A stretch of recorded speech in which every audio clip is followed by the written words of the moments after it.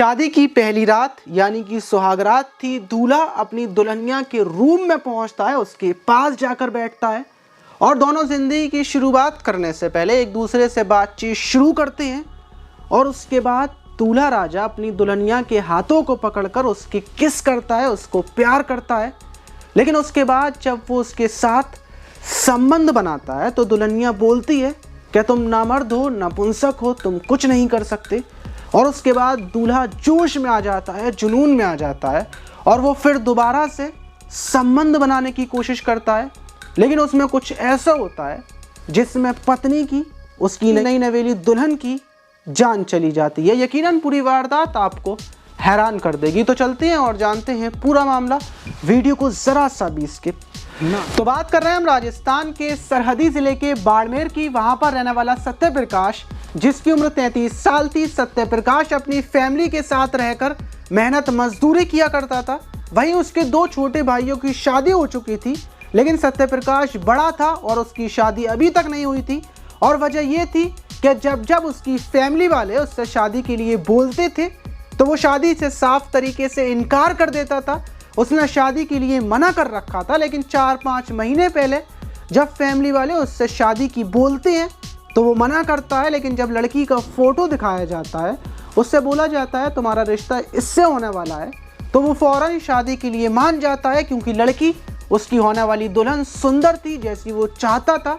और शादी की तैयारियां बड़े धूमधाम के साथ शुरू हो जाती हैं। वहीं 10 जनवरी को सत्य प्रकाश की शादी का दिन आता है। सत्य प्रकाश सज बनकर तैयार होकर, जिसकी खुशी का कोई ठिकाना नहीं था, बारात लेकर पहुंचता है और अपनी नई नवेली दुल्हन को विदा करवाकर अपने घर ले आता है। वहीं रात का टाइम हो जाता है।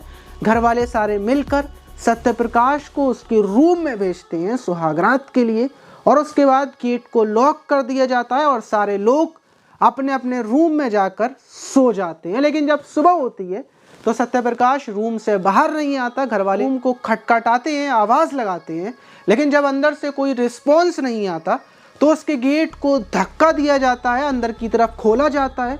और गेट खुलने के बाद जो नज़ारा होता है, सामने नई नवेली दुल्हन बेड पर पड़ी होती है। घर वाले दौड़ते हुए जाते हैं, दुल्हन को देखते हैं, लेकिन उसकी सांसें रुक चुकी थी। पुलिस को फ़ोन किया जाता है, पुलिस आती है, पुलिस छानबीन में लग जाती है। लेकिन बड़ा सवाल था कि रात को यहाँ पर क्या हुआ, क्योंकि सत्य प्रकाश गायब था और सारे सवालों के जवाब सिर्फ और सिर्फ सत्य प्रकाश पर थे।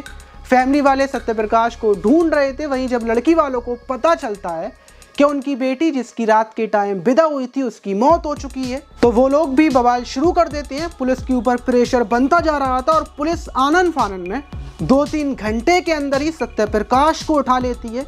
और सबसे पहला जो सवाल होता है कि उस रात क्या हुआ था, तुमने अपनी पत्नी के साथ क्या किया, उसकी जान कैसे गई। जब पुलिस ये सवाल करती है तो सत्य प्रकाश बताता है कि उसने शादी इतने सालों से इस वजह से नहीं की थी क्योंकि वो नामर्द था, नपुंसक था।